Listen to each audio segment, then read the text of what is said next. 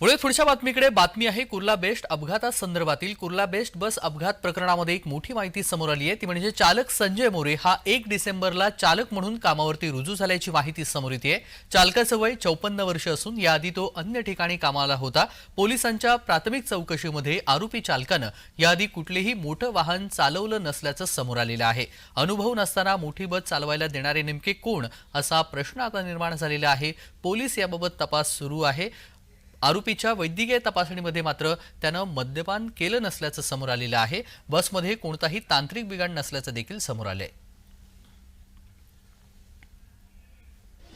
सद्यस्थितीत आम्ही आरटीओचे अधिकारी घटनास्थळाची पाहणी करायला आलो आहोत, जिथे काल ही घटना घडलेली आहे।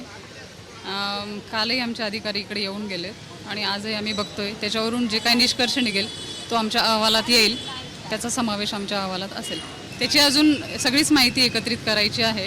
सद्यस्थितीत आम्ही फक्त वाहनाची माहिती घेतली आहे, कारण चालकाच्या बाबतीत अजून सगळी माहिती, त्याचं नावासकट सगळ्या गोष्टी आम्हाला बेस्टकडून यायच्या आहेत। ते आले की मग आम्ही त्याचे डिटेल्स चेक करू आणि वाहनाचे डॉक्युमेंट्स ओके आहेत, सगळे म्हणजे व्हॅलिड आहेत। बातमी या संदर्भातील कुर्ल्यातील मृतांच्या कुटुंबियांना जखमींना सरकारकडून मदत जाहीर करण्यात आलेली आहे। मुख्यमंत्री सहाय्यता निधीमधून 5 लाखांची मदत ही जाहीर करण्यात आली आहे। चालकाला मोठं वाहन चालवण्याचा अनुभव नसल्याची देखील माहिती समोर आली आहे। कुर्ला येथे बेस्ट बसच्या अपघातामध्ये काही लोकांचा मृत्यू झालेला आहे, काही लोक जखमी झालेले आहेत। आतापर्यंत 8 जणांचा मृत्यू झालेला आहे आणि यामध्ये मृत्यू झालेल्या नातेवाईकांना आणि जखमी झालेल्या नातेवाईकांना 5 लाखांची मदत ही राज्य सरकारने जाहीर केली आहे। आणि दरम्यान देवेंद्र फडणवीस यांनी काय ट्विट केलेलं आहे ते आपण पाहणार आहोत। मृतांच्या कुटुंबियांना 5 लाखांची मदत राज्य सरकारने जाहीर केली आहे। कुर्ला येथे बेस्ट बसच्या अपघातामध्ये काही लोकांचे मृत्यू झाले, त्यांना भावपूर्ण श्रद्धांजली। त्यांच्या कुटुंबियांच्या दुःखामध्ये आम्ही सहभागी आहोत। सोबतच जखमींच्या प्रकृतीमध्ये लवकरच सुधारणा व्हावी यासाठी मी प्रार्थना करतो। या घटनेतील मृतांच्या वारसांना मुख्यमंत्री सहाय्यता निधीमधून 5 लाख रुपये आर्थिक मदत जाहीर करण्यात आली आहे। या घटनेमध्ये जे जखमी झाले त्यांच्या उपचाराला खर्च मुंबई महापालिका आणि बेस्टच्या मदतीने करण्यासाठी आदेश देण्यात आलेले आहेत। आणि या अपघातानंतर उपमुख्यमंत्री अजित पवार यांनी देखील ट्विट करत शोक व्यक्त केलेला आहे। तो ट्विट पाहूया। कुर्ला बेस्ट अपघातामध्ये दुर्दैवी मृत्यू झाल्याची घटना अतिशय दुःखद आहे। मृत्यू पावलेल्यांना मी भावपूर्ण श्रद्धांजली अर्पण करतो। त्यांच्या कुटुंबियांप्रती सहसंवेदना व्यक्त करतो। या दुर्घटनेमध्ये अनेक जण जखमी झालेले असून त्यांच्यावरती नजीकच्या रुग्णालयामध्ये उपचार सुरू आहे।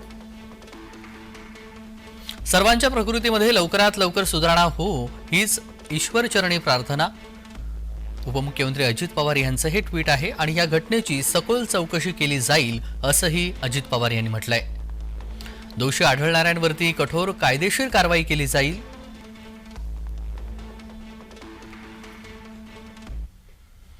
दरम्यान ह्या अपघातानंतर आता सुप्रिया सुळे यांनी देखील ट्विट केलेलं आहे। त्यांचं देखील आपण ट्विट पाहूया।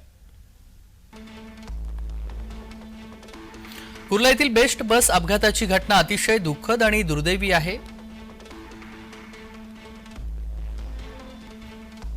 या घटनेमध्ये मृत्युमुखी पडलेल्या नागरिकांना भावपूर्ण श्रद्धांजली। जखमी व्यक्ती सुखरूप घरी परत जावो हीच ईश्वरचरणी प्रार्थना। शासनाने या घटनेची सखोल चौकशी करून दोषी व्यक्तींवरती कठोर कारवाई करावी अशी मागणी सुप्रिया सुळे यांनी केली आहे। दरम्यान रोहित पवार यांनी देखील ट्विट करून प्रतिक्रिया दिलेली आहे। ते ट्विट पाहूया।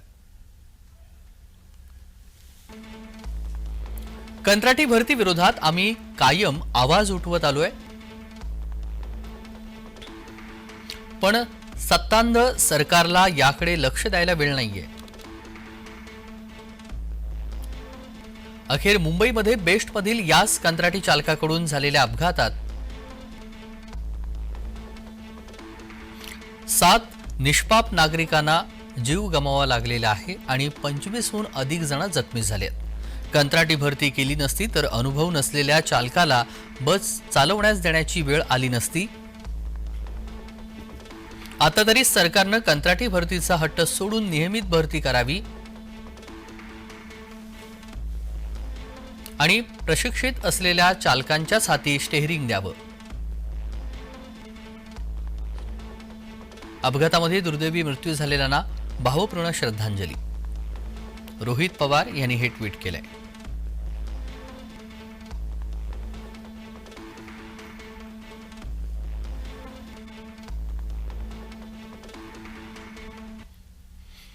आणि इलेक्ट्रिक बसची वैशिष्ट्य नेमकी काय आहेत ती पाहूयात. कारण कुर्लामध्ये जो अपघात झालेला आहे तो याच बसमुळे झालेला आहे. त्यामुळे या बसची नेमकी वैशिष्ट्य काय आहेत ती पाहूयात. इलेक्ट्रिक बसमुळे वातावरणातील प्रदूषण कमी करण्यास मदत होते. जीवाश्म इंधनावरती अवलंबून नसल्यानं फायदेशीर उच्च क्षमतेच्या बॅटरी आणि इतर महत्त्वाच्या सोयी यामध्ये असतात. शहरातील हवेची गुणवत्ता सुधारण्यामध्ये मदत होते. कार्बन डायऑक्साईडचं उत्सर्जन कमी होतं.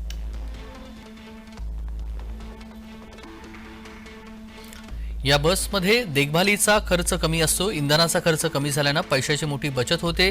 वीज ही पारंपरिक इंधनापेक्षा स्वस्त असते. इलेक्ट्रिक बसमुळे वातावरणातील प्रदूषण कमी करण्यास मदत होते. जीवाश्म इंधनावरती अवलंबून नसल्यानं फायदेशीर उच्च क्षमतेच्या बॅटरी आणि इलेक्ट्रिक मोटर्सवरती ही बस चालते. शहरातील हवेची गुणवत्ता सुधारण्यास मदत होते आणि कार्बन डायऑक्साईडचं उत्सर्जन कमी होतं.